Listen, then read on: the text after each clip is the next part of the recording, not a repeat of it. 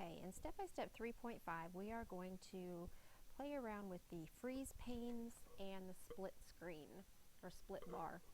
And these two functions are available under our Windows section of our View tab.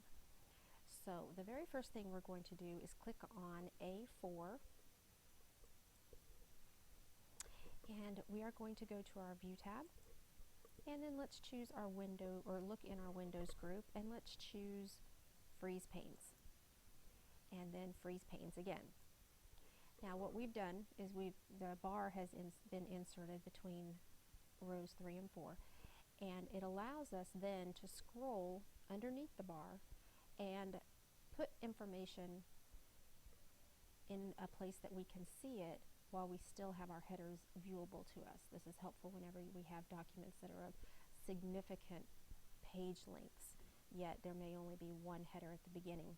So we can then still see where the numbers are being applied to under what categories. Okay, so our row 1, 2, and 3 have been locked. Okay, let's say we are now done with our first 3 rows being frozen. Let's click Freeze Panes again, and then we will be able to choose Unfreeze Panes, which we do, and we can now see all of our document together. Okay, let's click on row 15, and we want to select the entire row, so make sure you click actually on the number 15 with your left mouse button. When the row is selected, we can then split the screen into 2. So what we've done is we now have our document available to us on the top, and we can scroll through it and stop wherever we might want to.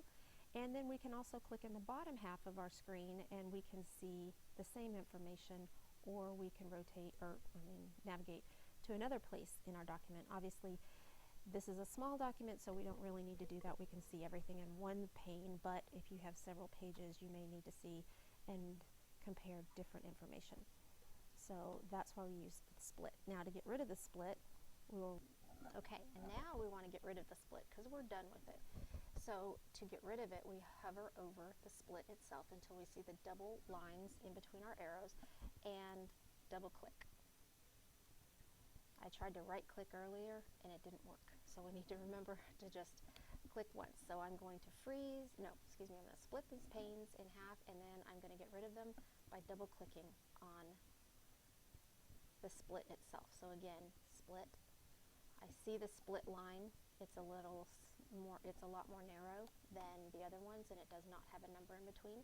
So I hover over it until I have the double lines with arrows above it, double click, and it goes away. Okay, so that should be the end of that one. Let's move on to the next.